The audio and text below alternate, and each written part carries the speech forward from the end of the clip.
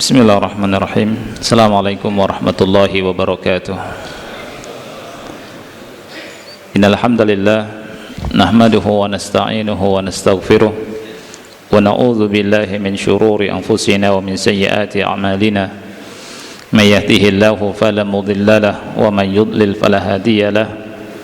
Asyhadu an la ilaha illallah wahdahu la syarika lahu wa asyhadu anna Muhammadan abduhu wa rasuluh. يا أيها الذين آمنوا اتقوا الله حق تقاته ولا تموتن إلا وأنتم مسلمون يا أيها الناس اتقوا ربكم الذي خلقكم من نفس واحدة وخلق منها زوجها وبث منهما رجالا كثيرا ونساء واتقوا الله الذي تساءلون به والأرحام إن الله كان عليكم رقيبا يا أيها الذين آمنوا اتقوا الله وقولوا قولا سديدا يصلح لكم أعمالكم ويغفر لكم ذنوبكم ومن يطع الله ورسوله فقد فاز فوزا عظيما أما بعد فإن أصدق الحديث كتاب الله وخير الهدي هدي محمد صلى الله عليه وعلى آله وسلم وشر الأمور محدثاتها فإن كل محدثة بدعة وكل بدعة ضلالة وكل ضلالة في النار. Ikhwani wa akhwati fillah rahimani wa rahimakumullah. Kembali kita di masjid yang mulia ini, kita duduk bersama untuk mencari ridha Allah Subhanahu wa taala, mencari ilmu yang bermanfaat, menuntut ilmu syar'i, karena kita tahu dan yakin dari apa yang disabdakan oleh Rasul kita sallallahu alaihi wasallam bahwa jalan yang bisa menghantarkan kita ke surga diantaranya adalah talabul ilmi syar'i. Rasul kita sallallahu alaihi wasallam bersabda, man salaka tariqan yaltamisu fihi ilman sahalallahu lahu bihi tariqan ilal jannah. Barang siapa yang berjalan di sebuah jalan dalam rangka menuntut ilmu, maka Allah mudahkan jalannya ke surga. Oleh karena itu kita akan terus bersabar duduk di majelis ilmu, terus membaca ayat-ayat Allah dan hadis-hadis Rasul kita sallallahu alaihi wa ala alihi wasallam. Semoga Allah Subhanahu wa taala selalu membimbing kita dan memberikan kekuatan pada kita untuk terus belajar dan belajar. Ikhwah yang Allah muliakan, pada kesempatan yang mulia ini kita sampai pada hadis ke 144 ya. 42. 144. Wan Sahal bin Sa'ad As-Sa'idi radhiyallahu anhuma, dari Sahal bin Sa'ad As-Sa'idi radhiyallahu anhuma, anna rijalan tamaru fi minbari Rasulillah sallallahu alaihi wasallam min ayyi 'udin huwa, bahwa ada beberapa orang yang berdebat tentang mimbar Rasulullah sallallahu alaihi wasallam, dari apa dia dibuat, dari kayu apa dia dibuat. Faqala Sahal berkata, min torfa'il ghabah, dari kayu torfa, ya, dari pohon torfa di Gobah. Gobah ini sebuah daerah dataran tinggi yang ada di kota Madinah. Kemudian beliau berkata, walaqad ra'aitu Rasulullah sallallahu alaihi wasallam qama alaih, dan aku pernah melihat Rasulullah sallallahu alaihi wasallam berdiri di atasnya. Fakabbara wa kabbara an-nas wara'ahu, kemudian beliau bertakbir dan manusia mengikuti takbir beliau di belakangnya. Wa huwa 'alal mimbari, sedangkan beliau di atas mimbar. Summa rafa'a, kemudian beliau bangkit. Fanazala al-qahqara hatta sajada fi asli al-mimbar. Kemudian beliau turun dengan mundur tanpa menoleh ke belakang sampai beliau bisa sujud di dasar mimbar. Summa ada, kemudian beliau kembali hatta faragha min akhir salatihi, sehingga selesai dari akhir salatnya. Summa aqbala 'alan nas, kemudian beliau menghadap kepada manusia. Faqal, dan beliau berkata, beliau bersabda, ya ayuhan nas, wahai sekalian manusia, inni sana'tu hadza, aku melakukan ini lita'tammu bi, agar kalian bermakmum kepadaku, agar kalian mengikutiku, walita'allamu salati, dan agar kalian belajar salatku. Wa fi lafdhin, dalam lafaz yang lain, fa shalla wa huwa 'alaiha, beliau salat di atas mimbar. Tsumma kabbara 'alaiha, beliau pun bertakbir di atasnya. Tsumma raka'a wa huwa 'alaiha, dan beliau melakukan ruku' di atas mimbar. Tsumma nazala al-qahqara, kemudian turun dari mimbar dengan berjalan mundur, tidak menoleh ke belakang untuk sujud. Hadis ini ikhwah yang Allah muliakan, seperti yang antum lihat, hadis ini riwayat al-Imam Al-Bukhari dan Muslim.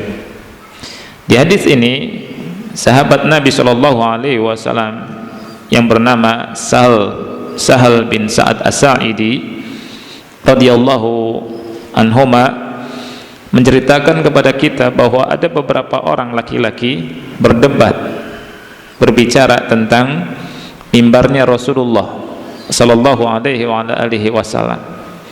Mereka saling membincangkan tentang mimbar beliau terbuat dari apa, dari kayu apa. Kemudian beliau Sahal bin Sa'ad As-Sa'idi mengatakan bahwa mimbarnya Rasul sallallahu alaihi wasallam terbuat dari torfa, ya, torfa al-ghabah. Kemudian beliau pun berkata, aku melihat Rasul sallallahu alaihi wasallam di atas mimbar, beliau berdiri, kemudian beliau takbir, dan manusia ikut takbir, bermakmum di belakang beliau sallallahu alaihi wasallam. Beliau ruku', kemudian ketika sujud beliau mundur tapi tidak menoleh ke belakang, mundur untuk melakukan sujud di lantai, di dasar mimbar. Setelah sujud di rakaat berikutnya beliau naik lagi ke mimbar. Begitu dilakukan sampai akhir salat. Manusia tentunya merasa aneh, tidak seperti biasanya Rasulullah SAW melakukan itu. Untuk menghilangkan keheranan para sahabat Rasul kita sallallahu alaihi wasallam, Rasul berkata, kata beliau, ya ayuhan nas, wahai sekalian manusia, maksudnya wahai para sahabat, wahai sekalian manusia, inni sana'tu hadza, aku melakukan hal ini lita'tammu, agar kalian bermakmum mengikuti salatku, lita'tammu bi walita'allamu salati, dan supaya kalian belajar salatku. Lihat ikhwah, salat ini sesuatu yang sangat penting. Sampai Rasul sallallahu alaihi wasallam berdiri di atas mimbar salat dari takbir sampai salam, supaya kaum muslimin melihat langsung bagaimana praktek salatnya Rasulullah sallallahu alaihi wasallam. Oleh karena itu salat bukan dilakukan dengan asal-asalan, tapi dengan mengikuti tata cara yang dicontoh oleh Nabi Muhammad sallallahu alaihi wasallam. Kalau kita mengaku cinta, mengaku sebagai umat Nabi Muhammad sallallahu alaihi wasallam, maka kita pun hendaknya menyamakan salat kita dengan salatnya Rasul kita sallallahu alaihi wasallam. Hadis yang mulia ini, ikhwan yang Allah muliakan, mempunyai banyak faedah, ya.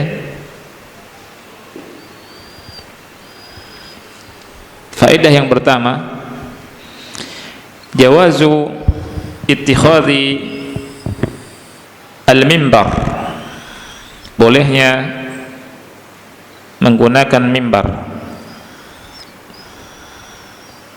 membuat mimbar.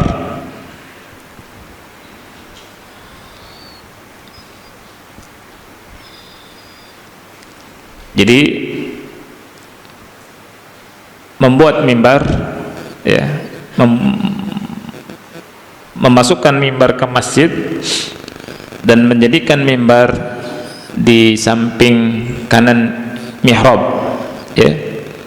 Di sini biasanya yamin al-waqif. Jadi mimbar itu sebelah kanan, ya, sebelah kanan imam. Ini ma'ruf sejak zaman Rasul kita sallallahu alaihi wa ala alihi wasallam. Sebelum dibuat mimbar, Rasul sallallahu alaihi wasallam itu berada di batang korma. Beliau bertelekan di belakang batang korma, berdiri duduk di situ. Dan merupakan salah satu mukjizat Nabi Muhammad sallallahu alaihi wasallam, ketika dibuat mimbar, Rasul naik ke mimbar, batang korma menangis. Subhanallah. Kemudian Rasul turun dan Rasul memeluk batang korma itu dan diam. Dan itu disaksikan oleh banyak sahabat. Dan ini merupakan mukjizat yang besar yang Allah berikan kepada Nabi Muhammad sallallahu alaihi wasallam. Benda mati hidup dan benda mati rindu sama Rasul sallallahu alaihi wasallam. Dan ini mukjizat, sebagian ulama mengatakan lebih besar dari mukjizat yang Allah berikan kepada Nabi Isa alaihissalam. Allah subhanahu wa ta'ala kasih mukjizat besar kepada Nabi Isa, bisa menghidupkan yang mati dengan izin Allah. Asalnya manusia hidup, tapi ini benda mati. Oleh karena itu, kalau kita tidak rindu sama Rasul SAW, keterlaluan. Kita semua hendaknya rindu. Dan kalau kita rindu, ingin berjumpa dengan Rasul SAW, tidak ada jalan, tidak ada cara kecuali mengikuti sunnah beliau sallallahu alaihi wasallam. Ya, bersabar berada di atas sunnah Rasul sallallahu alaihi wasallam sampai berjumpa dengan beliau di telaga beliau sallallahu alaihi wasallam. Dan kita mengikuti sunnah Rasul, tidak menambah-nambah, tidak mengurang-urang. Ini ahlu sunnah. Ahlu sunnah tidak mau menambah-nambah, tidak mau mengurang-urang sunnah Rasulullah sallallahu alaihi wasallam. Semoga kita diberikan kesempatan oleh Allah, diberikan anugerah bisa berjumpa dengan Rasul kita sallallahu alaihi wasallam, dan kita terus pegang sunnah, pelajari sunnah, pegang sunnah, amalkan sunnah, sebarkan sunnah dari sunnah Rasul kita sallallahu alaihi wasallam. Faedah yang kedua,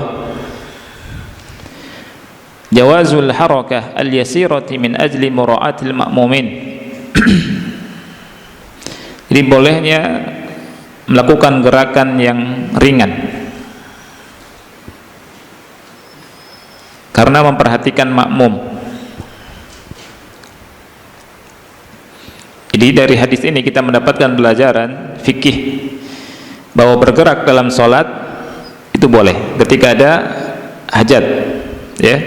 Di sini Rasul bergerak mundur karena apa? Untuk memperhatikan makmum. Dan seperti yang disebutkan oleh beliau juga, Syekh Muhammad bin Shalih Al-Utsaimin rahimahullahu taala, ya, tentang bergerak itu ada 5 jenis.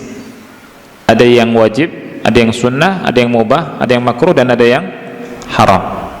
Ya. Dan itu sudah Anda jelaskan.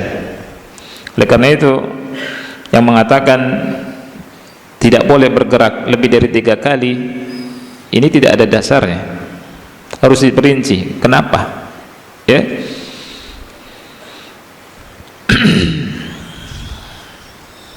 Faedah yang ketiga, annahu yanbaghi lil insan idza fa'ala syai'an mustaghraban an yubayyina wajha fi'lihi hatta la yadhalla an-nasu fi qalaqin wa syak. Hendaknya seseorang hendaknya seseorang ketika melakukan sesuatu yang dirasa aneh oleh manusia, ia menjelaskan sebab kenapa dia melakukan perbuatan tersebut, sisi alasan ya, kenapa dia melakukan perbuatan tersebut, supaya apa? Supaya manusia tidak berada dalam kebingungan dan keraguan. Dan ini merupakan fikih yang bisa kita ambil dari hadis ini. Rasul kita sallallahu alaihi wasallam tidak biasanya sholat di atas mimbar. Kemudian Rasul kita sallallahu alaihi wasallam menjelaskan kenapa melakukan hal itu. Kata Rasul, ya ayuhan nas, wahai manusia, inni sana'tu hadza lita'tammu bi wa lita'allamu sholati. Wahai manusia, aku melakukan ini agar kalian mengikuti salatku, agar kalian mengikutiku dan belajar salatku. Nah, jadi kalau ada sesuatu yang kita lakukan kemudian kawan kita tidak paham, ragu, kita jelaskan. Anda punya pengalaman ketika awal-awal belajar di sebuah ma'had, ketika lulus SMA masuk ke ma'had, Anda paham kalau makan itu harus dengan tangan, sunnahnya dengan tangan, ya kan? Ada salah satu syekh guru Anda, Abu Afra As-Sudani, beliau lulusan Madinah dari Fakultas Hadis. Beliau makan sama kita di dapur di pesantren, dia pakai sendok. Kita santri tahunya makan sunnahnya dengan tangan, dan ini yang tersebar. Ketika dia pakai sendok, saya tanya, saya bilang, Syekh, bukankah sunnahnya makan dengan tangan? Padahal pakai sendok juga dengan tangan, bukan dengan kaki kan? Iya kan? Saya bilang, kenapa Anda pakai sendok? Anda pakai tangan? Maksudnya langsung. Saya bilang, enggak nyunah. Langsung begitu. Ini wajar orang yang baru. Beliau berkata, antum diam dulu. Antum makan, perhatikan tangan antum. Waktu itu saya makannya pakai 5 jari. Ya. Dia tanya, Rasul makan pakai berapa jari?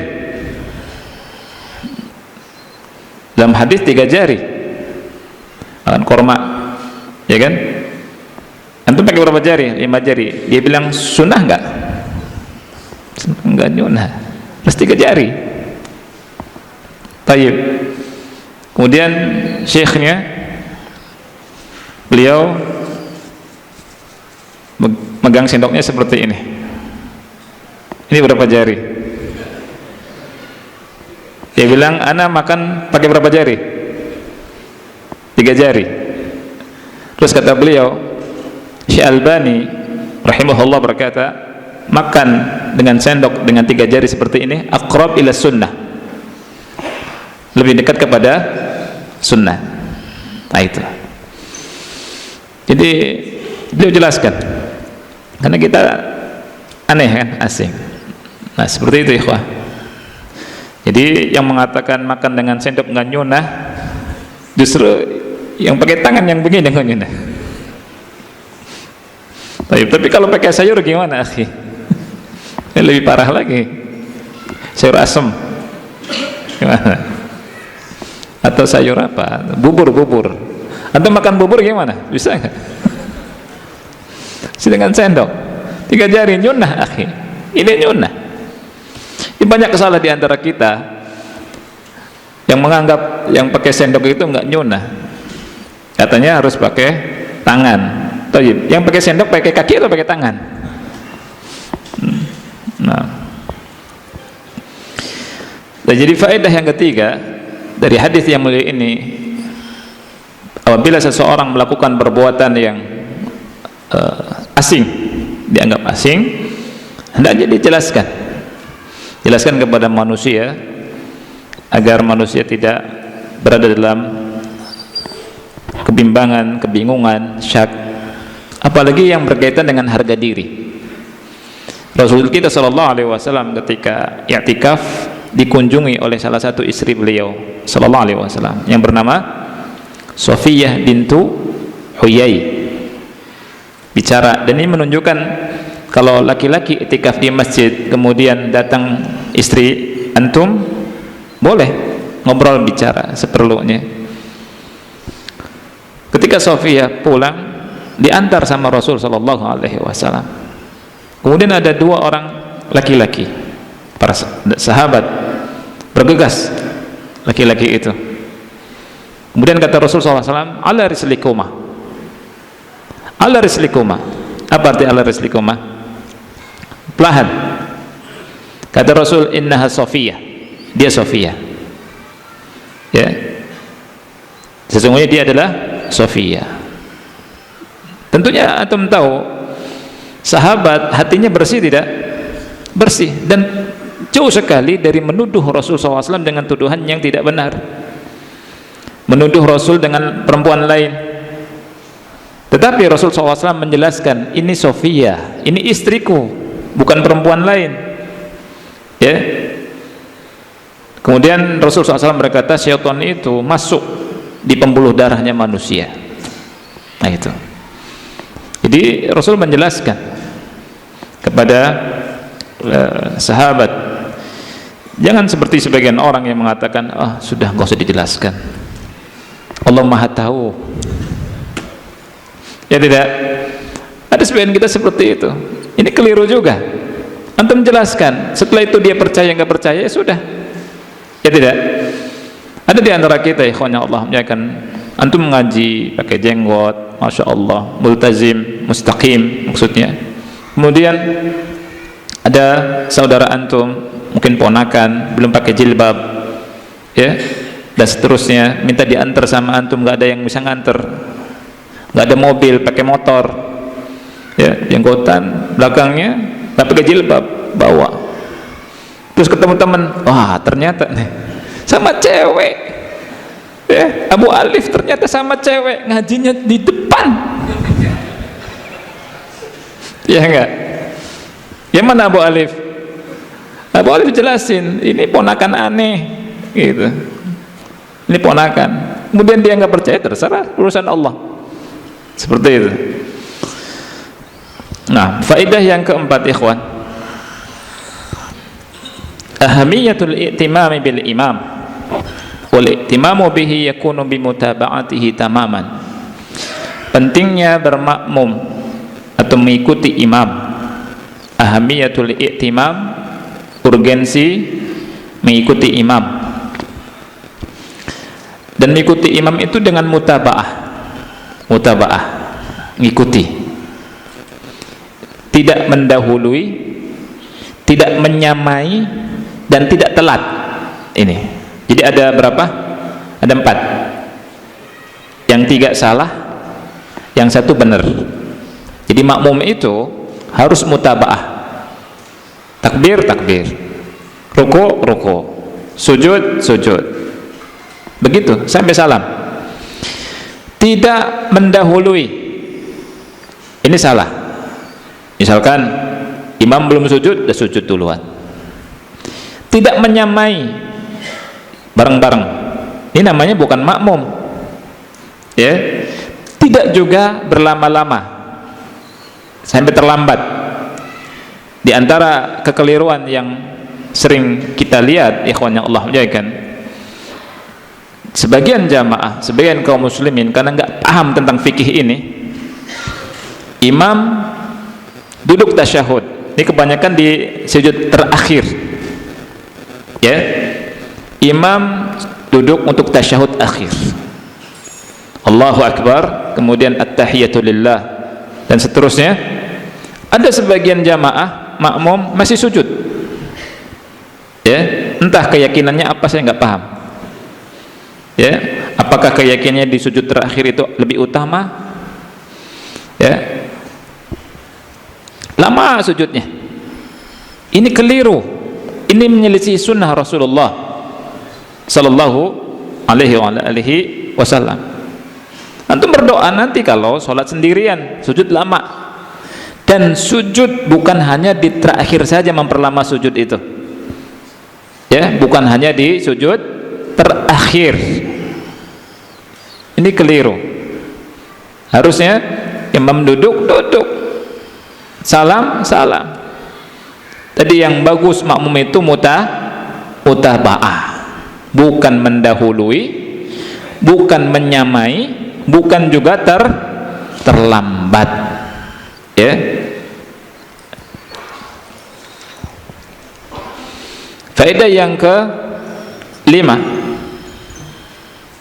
anna ta'lima yakunu bil qawli wa yakunu bil fi'li. Ta'lim itu bisa melalui ucapan, bisa juga dengan perbuatan. Mengajarkan ilmu bisa dengan melalui perkataan, dan ini yang banyak, bisa juga dengan contoh fi'il, perbuatan, seperti yang dilakukan oleh Rasul sallallahu alaihi wasallam dan para sahabat Rasul sallallahu alaihi wasallam.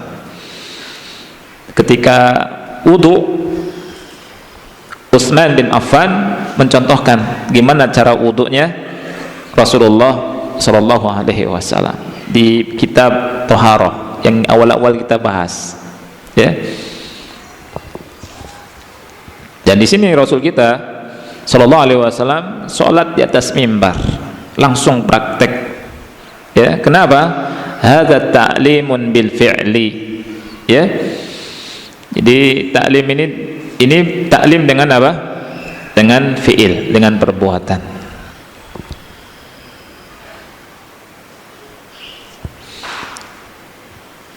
Faedah yang ke-6,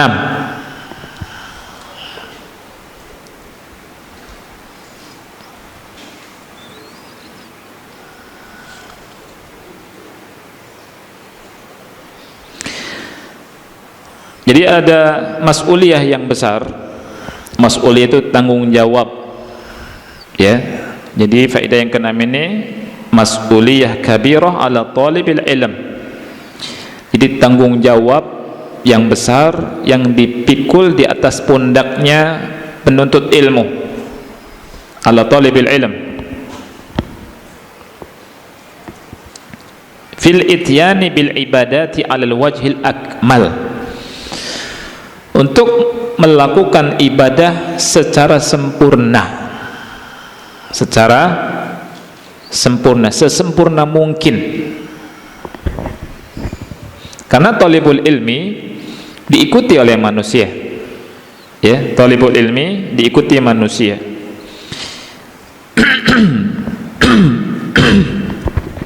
Kalau ada orang awam sholat setelah ruku, sami Allahu liman hamidah, tidak mengangkat kedua tangan, langsung sami Allahu liman hamidah, gitu ya. Ini orang awam. Orang ketika melihat orang awam tidak ngikuti, ini dia orang awam, ya kan? Tapi kalau misalkan talibul ilmi yang melakukan seperti itu, ya, akan diikuti oleh manusia.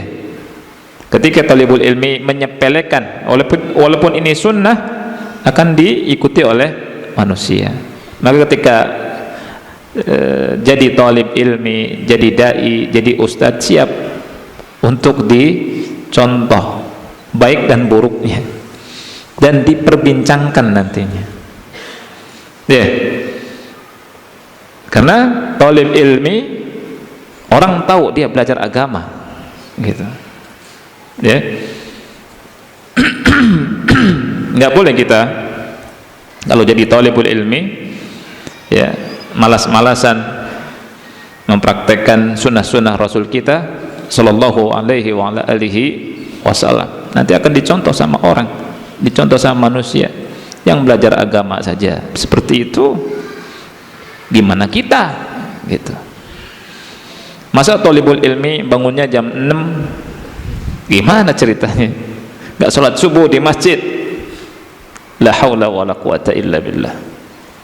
Thalibul ilmi pertama kali yang mempraktekkan agama, sunnah-sunnah Rasul sallallahu alaihi wa ala alihi wasallam. Ya. Ana ambil poin-poin pentingnya saja ya. Kalau baca semuanya panjang, akhi. Ya.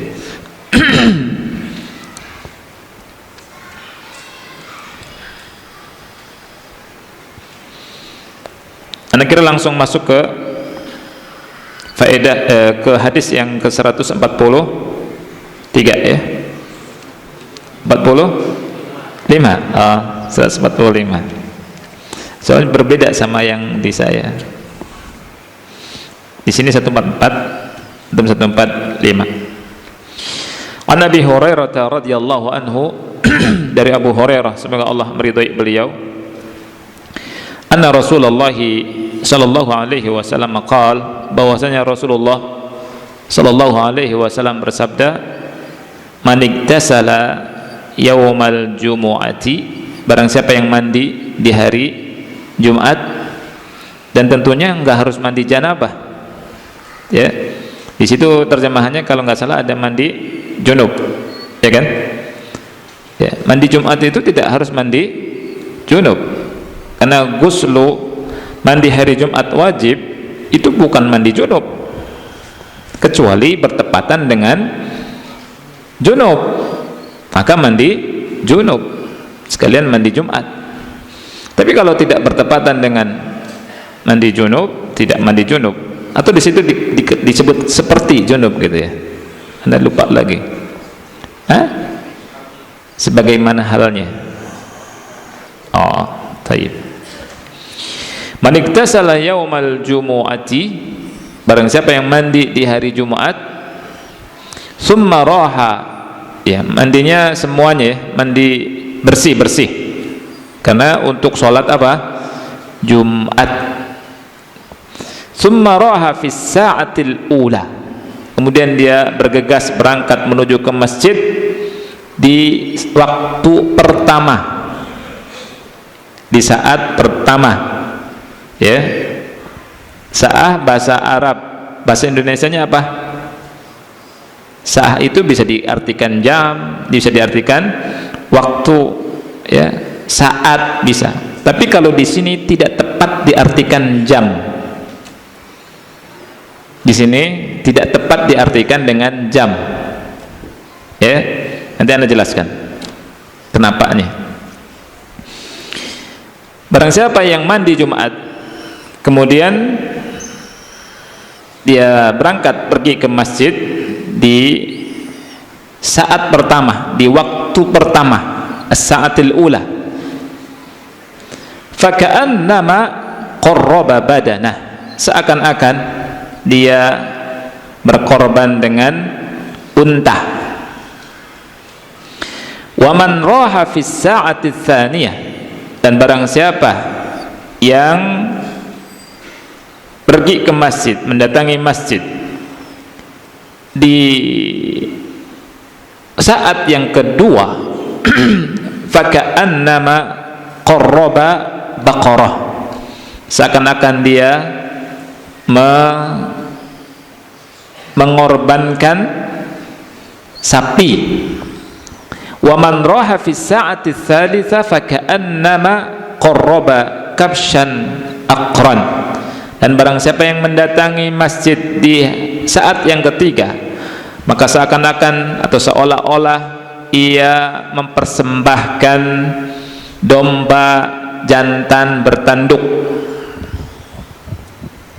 Wa man raha fi sa'ati rabi'ah faka'annama qarraba dajajatan, barang siapa yang mendatangi masjid di saat yang keempat, seakan-akan dia berkorban dengan ayam, dajajah.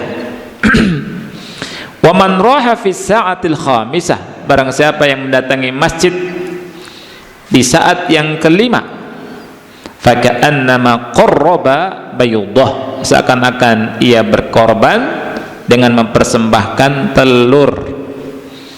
fa idza kharajal imamu, apabila imam keluar, hadaratil malaikatu yastami'una dzikra, malaikat hadir untuk mendengarkan zikir.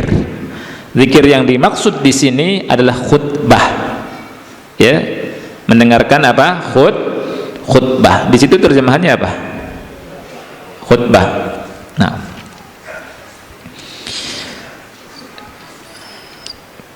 kita pahami hadis yang mulia ini karena ada sebagian yang keliru dalam memahami ini. Perhatikan ikhwah. Hadis ini dari Abu Hurairah, dikeluarkan oleh Bukhari dan Muslim. Beliau mengatakan bahwa Rasulullah SAW bersabda, orang yang mandi Jumat kemudian mendatangi masjid.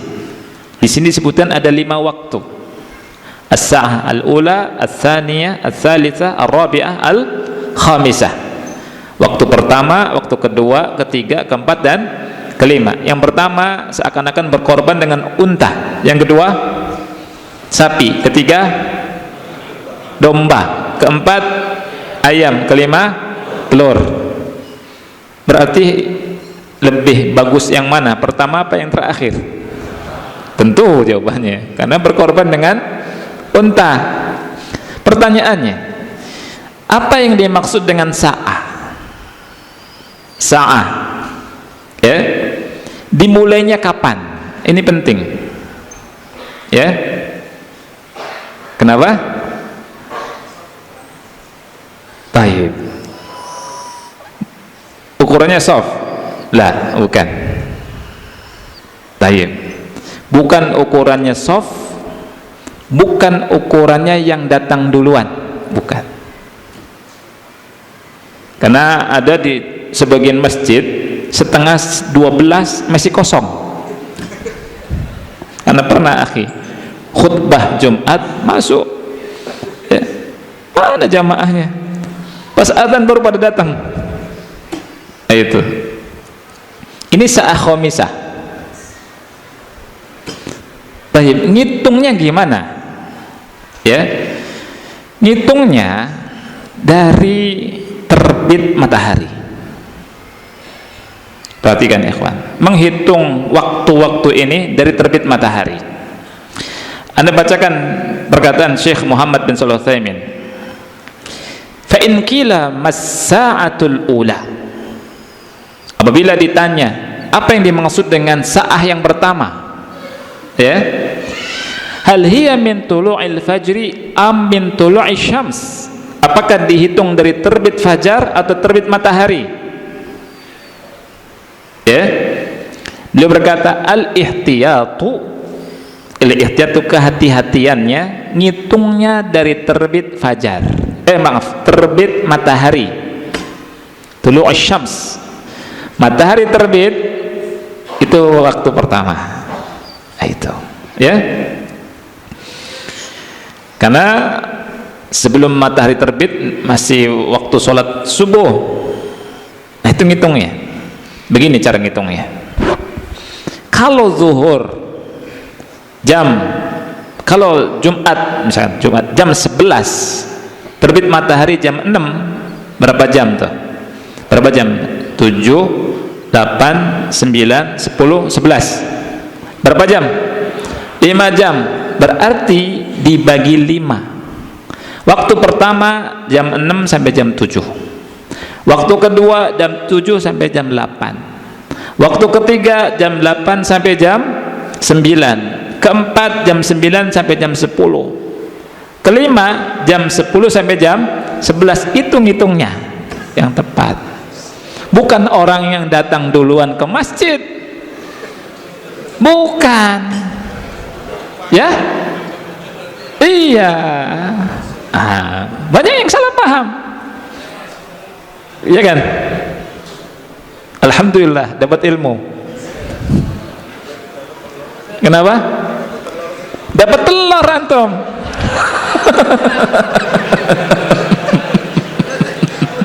Tiap Jumat dapat telur. Ya. Apalagi kalau imamnya sudah khutbah, nggak dapat apa-apa. Datang, imam sudah khutbah. Sebagian kita, akhi, ini salah memahami. Anak duluan sebelum orang-orang datang. Datangnya setengah 12. Anak dapat ontak nih. Ya akhi, bukan begitu pemahamannya. Pahami kah? Iya. Ya. Atau soft di depan, bukan. Soft nanti keberapanya gimana? Itu cara ngitungnya. Seandainya dari terbit matahari ke waktu Jumat 6 jam dibagi 5, berarti 1 jamnya berapa? 1 jam 12 menit. Ini kata Syekh Utsaimin, 1 jam 12 menit. Iya. Nah itu ya, itu cara ngitung as-sa'atul ula, ats-tsaniyah, ats-tsalitsah, ar-rabi'ah, al-khamisah. Alhamdulillah datang aja. Kalau enggak dari dulu telur terus gitu. Ya enggak? Nah. Ya? Iya. Yang dapat onta marbot. Masya Allah. Iya. Ya? Susah. Iya. Iya, kerja.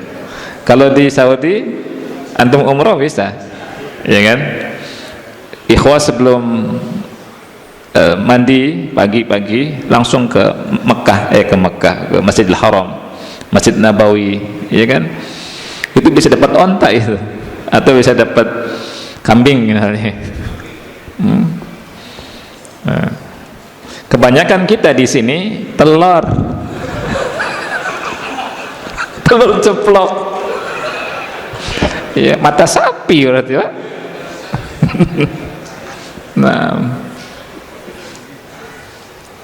jadi itu ngitungnya, ya, as-sa'ah ula, ats-tsaniyah, ats-tsalitsah, ar-rabi'ah, al-khamisah. Makanya tadi saya katakan as-sa'ah di sini tidak mungkin diterjemahkan dengan 1 jam, karena jika jam 6 terbit matahari, waktu Jumatnya jam setengah 1, nggak mungkin 1 jam, ya kan? Kecuali kalau Jumatnya jam 11 tadi seperti anak katakan, itu 1 jam, 1 jam, 1 jam, ya. Nah, faedahnya ikhwan, fikihnya, yang pertama adalah fadilatul iktisal yaumal jumu'ati, jadi keutamaan mandi di hari Jumat. Jadi lihat tuh, mandi dulu kalau mau dapat onta, ya. Syaratnya apa? Mandi dulu, karena Rasul bilang apa?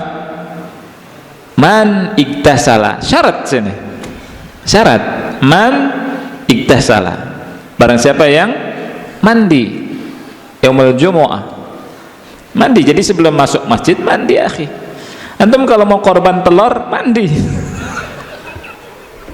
Ya. Baik. Jadi subhanallah, kita ini banyak kurangnya, ya. Baik. Azan dulu ya. Insyaallah kita lanjutkan faedahnya. Wassallallahu ala nabiyina Muhammad wa ala alihi wa sahbihi wa barak wa sallam.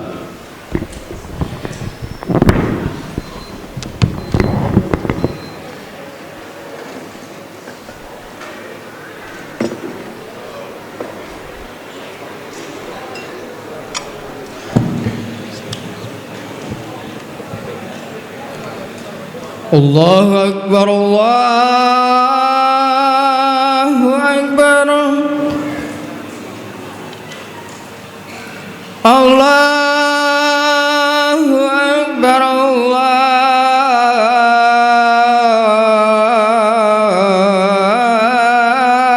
Akbar. Asyhadu an la ilaha illallah.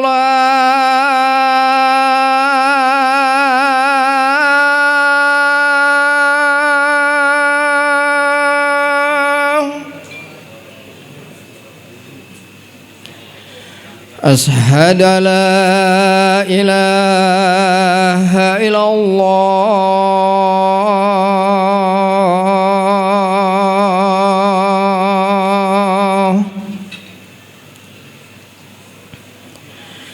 Asyhadu anna Muhammadar Rasulullah.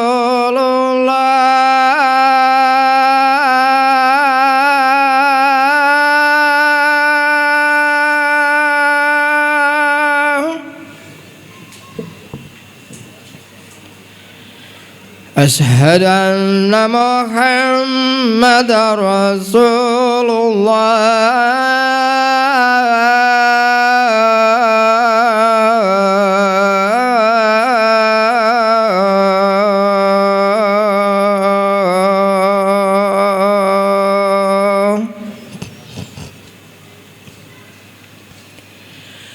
Hayya 'alas shalah.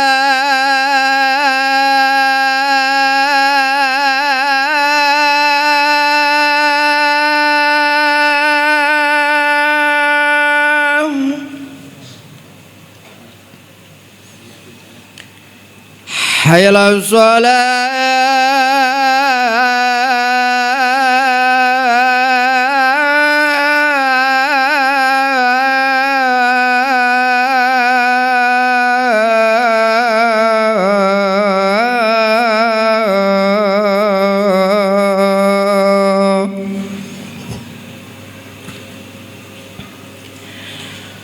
Hayya 'alal falah.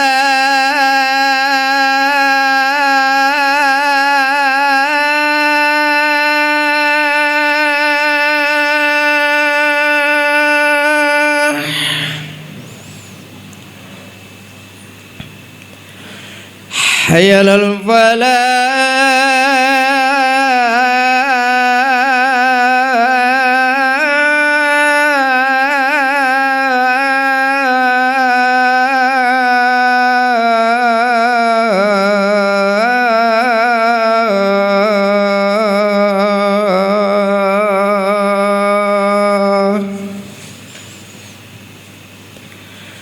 Allahu Akbar, Allahu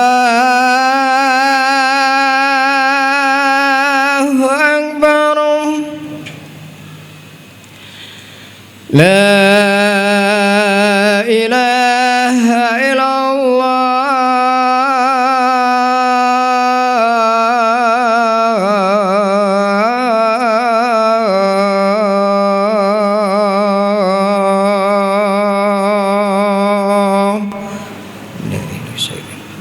Allah.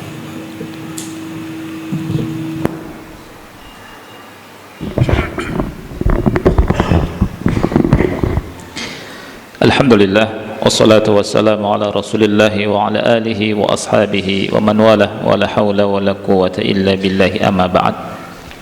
Faedah yang kedua, fadilatut tabkiri ilal jumu'ah, keutamaan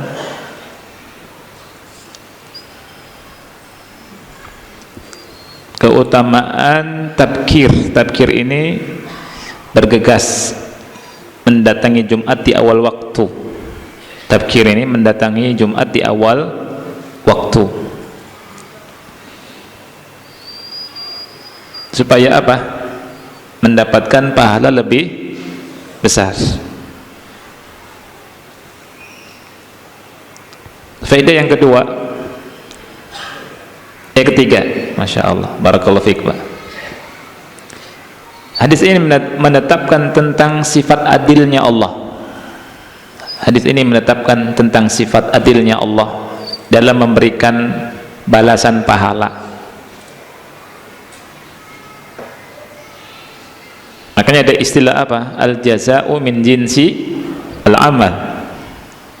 Al-jaza' min jinsi al-amal. Tidak sama antara orang yang duduk lebih awal dengan yang duduk mendekati imam datang. Tidak sama, ya. Allah akan kasih pahala yang lebih banyak kepada orang yang duduk lebih awal, datang ke masjid lebih awal. Al-jaza'u min jinsi al-amal. Allah Maha Adil. Allah Maha Adil dan tahu. Ya. Tidak sama orang yang serius thalabul ilmi dengan orang yang tidak serius thalabul ilmi, tidak akan sama. Tidak sama antara orang yang salat khusyuk dengan orang yang tidak khusyuk, tidak sama. Ya. Tidak sama antara orang yang ikhlas dengan orang yang tidak ikhlas. Adil Allah itu. Di sini Allah membagi pahala dengan sangat-sangat adil. Orang yang berpayah-payah datang ke masjid duluan, nunggu, dikasih pahala lebih besar daripada yang setelahnya. Yang pertama dikasih onta, yang kedua dikasih sapi, begitu seterusnya sampai telur. Ya. Faedah yang keempat, annahu kullama dana min majil imami sarat ta'khiru fihi aktsara naqsan fi al-ajri wa dhalika fima bainal kabsh al-aqrani wad dajajah. Setiap kali dekat dengan kedatangan imam, setiap kali dekat dengan kedatangan imam, maka pengakhiran ini mengurangi pahala. Pengakhiran ini mengurangi apa? Pahala. Antara kambing dan ayam. Berikutnya telur. Berikutnya sudah tutup. Faedah yang keberapa? Kelima. Faedah yang kelima ini, dari hadis ini Ahlul Zahir, mazhab Zahiriyah, mengatakan bolehnya berkorban dengan ayam. Ahsan. Ahli Zahir, orang-orang mazhab Zahiriyah itu mengatakan berkorban dengan ayam itu boleh. Di sini ini dalilnya. Ya, tetapi yang benar tidak boleh. Tidak mujzi. Dan ini pendapat jumhur ulama. Dengan dasar firman Allah Ta'ala surat Al-Hajj ayat 28, wa yadhkuru ismallahi fi ayyamin ma'lumatin ala ma razaqahum min bahimatil an'am. Kalimat bahimatil an'am itu tafsirannya adalah kalau enggak onta, sapi, kerbau, domba, kambing atau ya itulah ya. Kalau bebek enggak, ayam tidak ya. Karena nggak ada ceritanya Nabi nyembelih korban dengan ayam, ya. Nabi berkorban dengan kambing, domba atau onta, ya. Faedah berikutnya, ikhwan. Anda loncat ke faedah ke-7 ya. Antum tulis berarti faedah ke-6. Inayatullahi subhanahu wa ta'ala bi'ibadihi haitsu ja'ala ala abwabil masajid malaikatan yaktubuna an-nas al-awwala fal-awwal. Perhatian Allah kepada para hamba, kepada kita semua, di mana Allah subhanahu wa ta'ala mengirimkan malaikat di pintu-pintu masjid, ya, menjadikan malaikat di pintu-pintu masjid, dia mencatat manusia siapa yang datang duluan. Ya.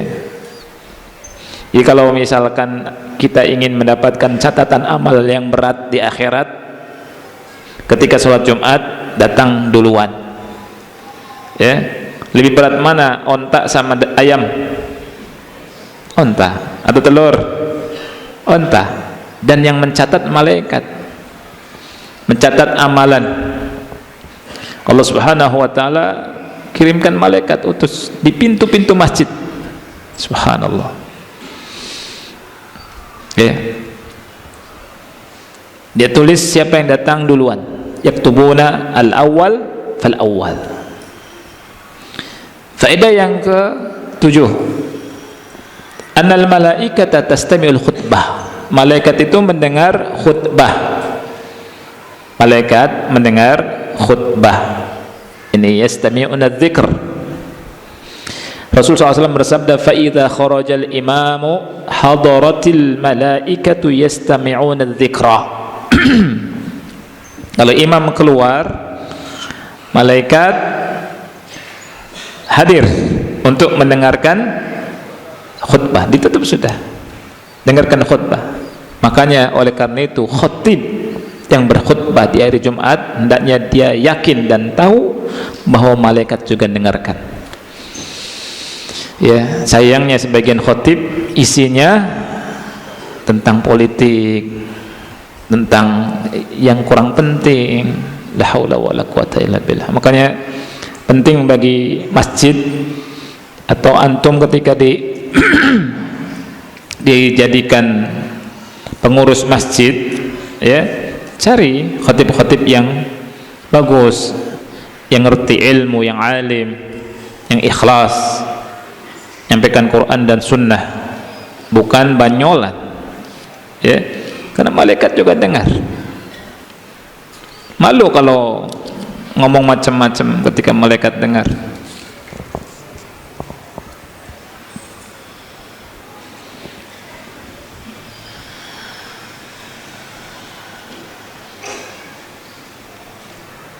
Nah, faedah yang keberapa? 9, 8. Anda loncat faedah yang ke-10 ya, karena waktunya enggak cukup. Ini yang penting. Annal imam, bahwa imam la yusannu lahu an yataqaddam, tidak disunahkan datang awalan. Imam tidak disunahkan datang duluan. Ini dalilnya. Idza kharajal imam, kalau imam keluar, malaikat dengarkan khutbah. Ya. Makanya Nabi SAW keluar untuk khutbah ketika sudah siap, pas dekat, pas waktu azan, waktu masuk Jumat zuhur baru. Itu sunnahnya, ya. Dan ini disebutkan sama para ulama, diantaranya Al-Imam An-Nawawi rahimahullah di kitab Al-Majmu' di mazhab Syafi'i demikian. Imam khatib Jumat bahkan tidak disunnahkan tahiyatul masjid, ya, langsung maju berdiri di atas mimbar kemudian khutbah. Ya, kenapa enggak tahiyatul masjid? Karena kata ulama, karena dia tersibukkan dengan khutbah. Karena insyaghala bil khutbah, gitu. Ini imam, ya. Dan banyak beberapa pertanyaan masuk ke masyayikh, di antara Syekh Muhammad bin Shalih Al-Utsaimin, beliau juga menjelaskan ini. Beliau menjelaskan ini. Makanya bagusnya kalau imam dekat rumah, masjid dekat rumah, atau kita bisa kita berapa nih jarak nih, ya. Nah, ketika sudah mendekati masuk, gitu.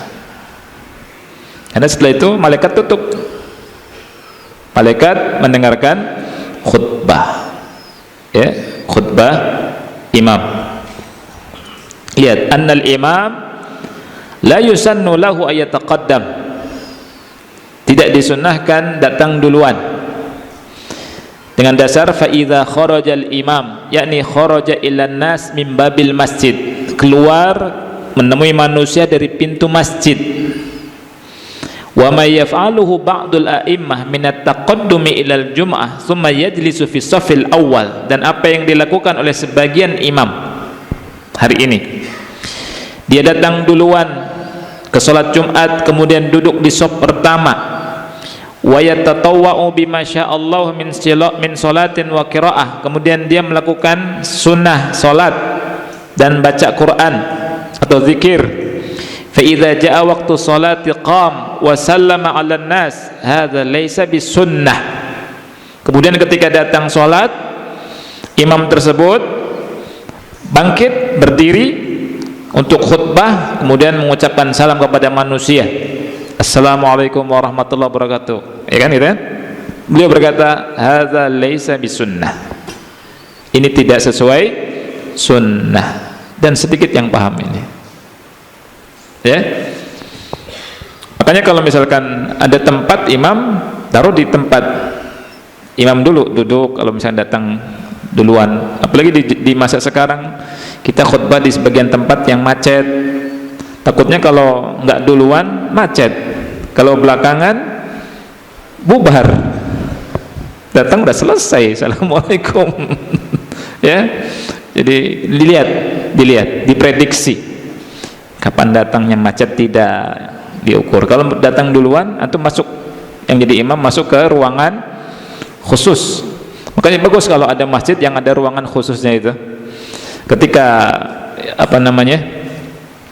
pas khutbah baru keluar, kemudian dia khutbah. Nah, jadi tidak tahiyatul masjid, tidak duduk dan seterusnya. Ini kata Syekh Utsaimin, hadza laisa bisunnah. Ini tidak termasuk sunnah. In lam naqul innahu bid'ah, walaupun kita tidak berkata juga bid'ah. Jika kita tidak berkata bid'ah, ya. Lakin huwa la yataqarrabu ila Allah bihadza. Tapi sebenarnya imam tidak bertaqarrub, mendekatkan diri kepada Allah dengan cara seperti itu, dengan cara seperti ini.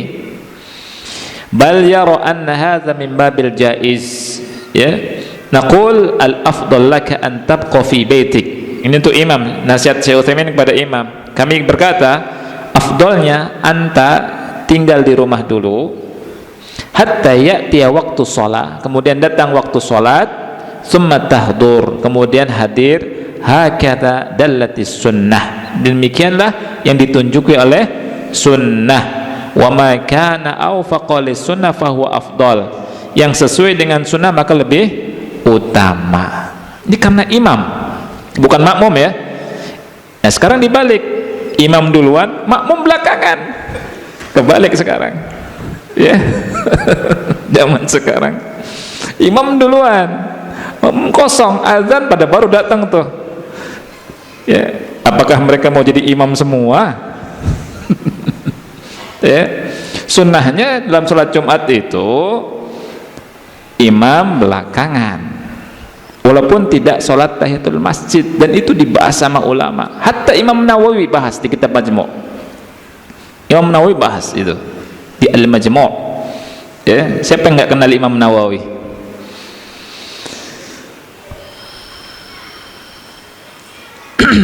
Jadi fa in sa'ala sa'il, kita lanjutkan ya sedikit lagi. Kalau ada yang bertanya, halil imamu ajruhu mithlu ajri man ya'ti fi sa'atil ula, apakah imam itu pahalanya mendapatkan seperti yang datang di waktu pertama? Fal jawab, dijawab, maka jawabannya kata beliau, zakarna anna sunnata ayata akhar, kami sudah sebutkan bahwa sunnah bagi imam untuk datang terlambat, bukan terlambat setelah selesai sholat, maksudnya pas waktu sholat. Wa huwa yanalul ajra biiznillah, dia mendapatkan pahala dengan izin Allah. Bal qad yakunu akthar, bahkan bisa jadi lebih banyak dia mendapatkan pahalanya. Li'annahu imam, karena apa? Imam. Wa ma hubisa illa min ajli ittiba'is sunnah, dia tidak datang duluan karena apa? Ikuti sunnah Rasulullah sallallahu alaihi wa ala alihi wasallam. Ini pentingnya ikut sunnah, ya, pentingnya ikut sunnah Rasulullah sallallahu alaihi wasallam. Kita pegang sunnah ikhwan sampai meninggal, ya. Mudah-mudahan kita berjumpa dengan Rasul kita sallallahu alaihi wa ala alihi wasallam.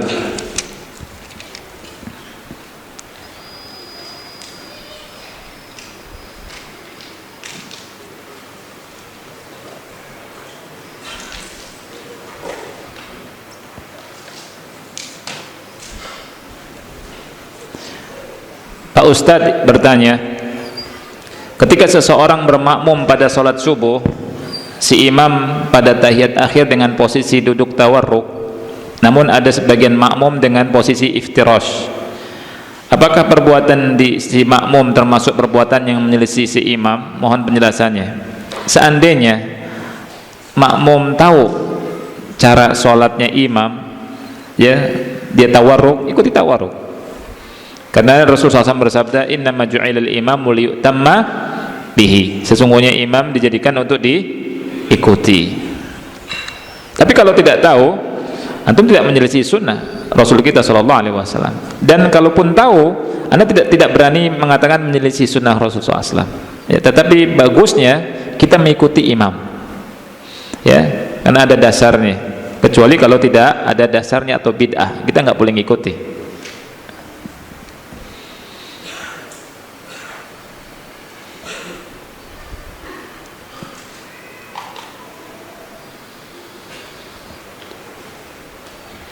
Ustadz, di masjid kami pada hari Jumat ada kegiatan ibu-ibu, juga kajian, dan berakhir jam 11. Ya Allah, ada musibah, ada muskilah.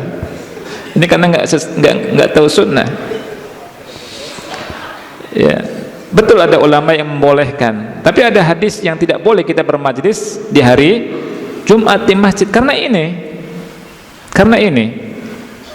Ya, sehingga untuk mendapatkan berkurban unta dan sapi,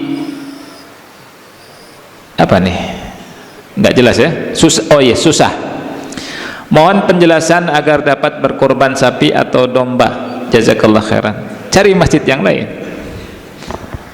ya, cari, atau antum ngasih masukan ke masjid itu, ya, ibu-ibu jangan di hari Jumat, karena jam 11 ibu keluar, laki-laki pada datang papasan, kan nggak bagus juga kan, ya.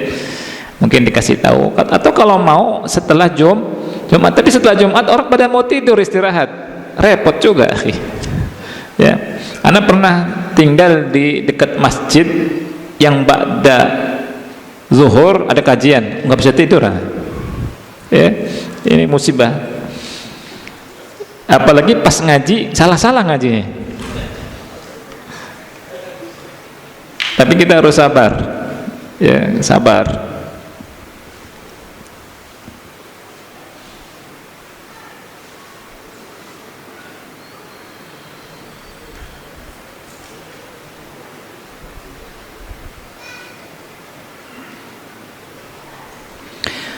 Assalamualaikum warahmatullahi wabarakatuh. Assalamualaikum warahmatullahi wabarakatuh. Afwan Ustadz, mohon nasihatnya. Insya Allah saya akan pulang kampung setelah selesai studi dan akan berdakwah di kampung halaman. Apa yang harus pertama saya lakukan ketika pulang? Kemudian di sini juga sudah terbiasa punya penghasilan yang lumayan. Sementara ketika pulang saya harus memulai dari nol lagi. Mohon nasihatnya. Nasihat ana, kalau fa idza azamta fatawakkal 'ala Allah. Apabila antum sudah berazam, tawakal kepada Allah Subhanahu wa taala. Misal, apalagi kalau misalkan di kampungnya ada orang tua yang masih hidup, berkah hidup antum. Ya. Ketika antum hidup di kampung seadanya sama orang tua, itu berkah. Duit hanya angka doang, 0000 sekian. Yang punya angka banyak belum tentu berkah. Ingat, yang punya angka banyak belum tentu berkah, cuma angka itu. Kalau ingin berkah, deketi Allah, cari yang halal, cari hal-hal yang bisa mendatangkan keberkahan. Walaupun sedikit, Allah kasih berkah, subhanallah. Dan rahmat Allah luas. Ketika orang Arab Baduy di masjid, dia ditegur sama para sahabat dengan keras, Rasulullah SAW menegurnya dengan apa? Lembut, ya, ketika kencing di masjid. Kemudian Arab Baduy berkata, Allahumma arhamni wa Muhammad wa la tarham ma'ana ahada. Ya Allah, rahmati aku dan Nabi Muhammad saja, jangan kau rahmati selain kami berdua. Rasul nggak diam, Rasul bilang, kau sudah membatasi yang luas. Jadi rahmat Allah luas. Ketika antum dapat rezeki di sini dan mampu Allah kasih, Allah juga maha mampu untuk kasih rezeki yang lebih dari itu mungkin di sana, di kampung. Asal yakin. Jadi luas. Rezeki Allah, rahmat Allah luas. Ya, jangan seperti manhajnya Siapa tadi? A'rabi yang masih belum dikasih tahu sama Rasul sallallahu alaihi wasallam. Rahmat Allah seluas-luasnya. Ya. Di kampung ada orang kaya tidak? Banyak. Banyak. Bukan di sini saja dapat duit. Di kampung bisa dapat duit. Dapat rezeki banyak dan berkah. Ya. Baik, wallahu a'lam bishawab. Wa sallallahu ala nabiyina Muhammad wa ala alihi wa sahbihi wa barak. Wassalamualaikum warahmatullahi wabarakatuh.